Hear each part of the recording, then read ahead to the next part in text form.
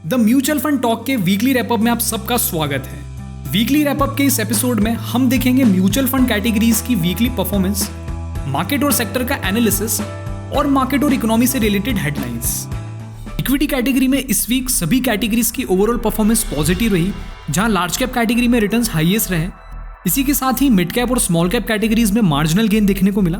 यानी 2019 में अब तक लार्ज कैप ओरिएंटेड फंड्स में रिटर्न्स काफी अच्छे हैं, वहीं स्मॉल और मिड कैप कैटेगरीज के फंड्स पॉजिटिव हैं। डेट एसेट क्लास में इस week liquid, ultra short duration और लो ड्यूरेशन कैटेगरी के रिटर्न्स मेंटेन रहे, वहीं शॉर्ट ड्यूरेशन कैटेगरी में इस वीक कोई गेन और लॉस नहीं रहे। मीडियम ड्यूरेशन और लॉन्ग ड्यूरेशन कैटेगरीज के रिटर्न तो नेगेटिव है, लेकिन अगर लास्ट वीक के रिटर्न से कंपेयर करें तो लॉन्ग ड्यूरेशन कैटेगरी में कुछ रिकवरी देखने को मिली है, जहां रिटर्न्स नेगेटिव 0.35% से गिरकर नेगेटिव 0.20% हो गए हैं। चलिए अब एनालिसिस सेक्शन में हम सबसे पहले मार्केट ट्रेंड की बात कर लेते हैं।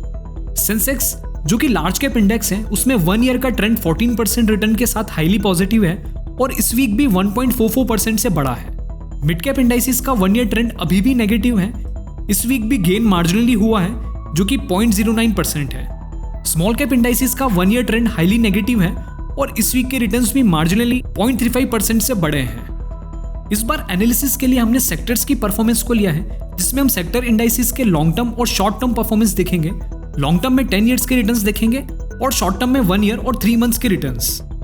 सबसे पहले बैंकिंग सेक्टर्स की बात करें तो लॉन्ग टर्म में यानी 10 सालों में 500% से ज्यादा रिटर्न दिए हैं। 1 ईयर के रिटर्न्स भी पॉजिटिव हैं और 3 मंथ्स के रिटर्न्स भी, यानी बैंकिंग सेक्टर में ट्रेंड पॉजिटिव है। हेल्थ केयर सेक्टर की बात करें तो लॉन्ग टर्म में इस सेक्टर के रिटर्न्स अच्छे रहे हैं, यानी 379% तक, पर कुछ टाइम से इस सेक्टर की परफॉर्मेंस अच्छी नहीं रही है। इसी वजह से 1 ईयर के रिटर्न्स 5% रहे और 3 मंथ्स में लगभग 5%। BSE IT में भी लॉन्ग टर्म में 500% से ज्यादा रिटर्न रहे, इसी के साथ 1 ईयर के रिटर्न सबसे ज्यादा रहे और 3 मंथ्स में भी 6% पॉजिटिव रिटर्न्स रहे हैं।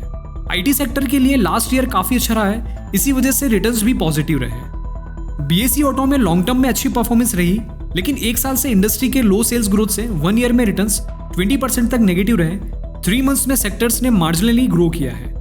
कंज्यूमर ड्यूरेबल सेक्टर इंडिया में लास्ट 10 ईयर्स में टॉप परफॉर्मिंग सेक्टर रहा है, जिसके रिटर्न 1000% से भी ज्यादा रहे हैं। लास्ट 1 ईयर में रिटर्न्स थोड़े से कम रहे, पर पिछले 3 महीनों में फिर से हाई ग्रोथ दिखने को मिली है।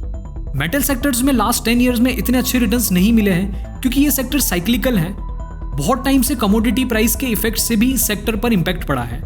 लास्ट 1 ईयर में भी रिटर्न्स नेगेटिव 18% रहे, पर 3 मंथ्स में सेक्टर्स में रिकवरी देखने को मिली है।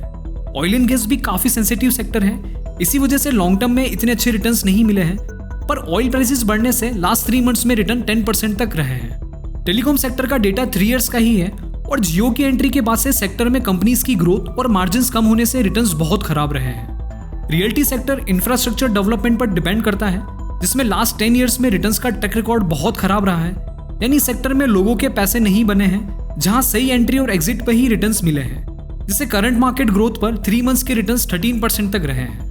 आखिर में इंडस्ट्रियल सेक्टर की बात करें तो इसमें भी लॉन्ग टर्म परफॉर्मेंस का ट्रैक रिकॉर्ड अच्छा नहीं है, पर 3 मंथ्स में रिटर्न्स 5% तक रहे हैं और इंडिया की हाई ग्रोथ की एक्सपेक्टेशंस के चलते इस सेक्टर में ग्रोथ एक्सपेक्ट की जा सकती है।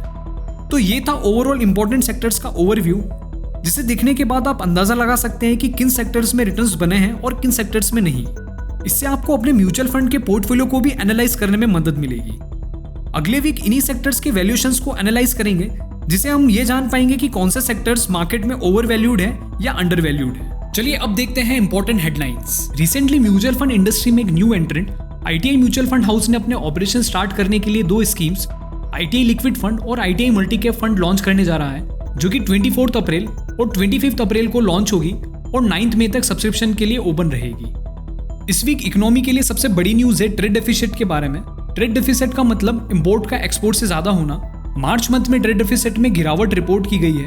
रिपोर्टेड डेटा के अनुसार मार्च मंथ में फार्मा, केमिकल और इंजीनियरिंग प्रोडक्ट की हाई डिमांड के कारण एक्सपोर्ट 11% से बढ़े हैं, वहीं इंपोर्ट केवल 1.44% से बढ़े हैं, जिसकी वजह से ट्रेड डेफिसिट पिछले साल के मार्च के ट्रेड डेफिसिट $13.51 बिलियन से गिरकर $10.89 बिलियन तक हो गया है। रिलायंस इंडस्ट्री लिमिटेड ने इसी वीक अपने 4th क्वार्टर रिजल्ट डिक्लेयर किए हैं, जो कि मार्केट एक्सपेक्टेशंस को तो बीट करते हैं, लेकिन अगर पिछले साल सेम क्वार्टरली रिजल्ट से कंपेयर करें तो रेवेन्यू गिरे हैं। रिपोर्टेड डेटा के अनुसार कंपनी के consolidated revenue year on year basis पर 19.40% और कंसोलिडेटेड प्रॉफिट्स 9.79% से बढ़कर 10,362 करोड़ तक पहुंच गए हैं। लेकिन पिछले साल सेम क्वार्टरली रिजल्ट से कंपेयर करें तो कंपनी के रेवेन्यू 16.5% से गिरे हैं। साथ ही क्वार्टर ऑन क्वार्टर बेसिस पर ऑपरेटिंग प्रॉफिट 5.5% से गिरे हैं। रिफाइनिंग सेगमेंट में ग्रोस मार्जिन गिरने के कारण ही कंपनी के प्रॉफिट्स गिरे हैं, लेकिन टेलीकॉम और रिटेल डिवीजन में अच्छी ग्रोथ दिखने को मिली है। जेट एयरवेज पिछले कुछ समय से काफी चर्चा में रहा है, जहां इस वीक लिक्विडिटी यानी कैश प्रॉब्लम्स के चलते कंपनी ने वेडनेसडे को अपनी सभी फ्लाइट्स को टेम्परेली सस्पेंड कर दिया है। इंटरनेशनल एयर ट्रांसपोर्ट एसोसिएशन ने भी थर्सडे को क्लियरिंग हाउस के द्वारा कंपनी की सभी ट्रांजैक्शंस जैसे कि टिकटिंग एक्टिविटीज सस्पेंड कर दिए हैं। तो ये था इस वीक का वीकली रैपअप। अगर इससे रिलेटेड कुछ आपके सवाल हैं तो आप हमें कमेंट कर सकते हैं। धन्यवाद।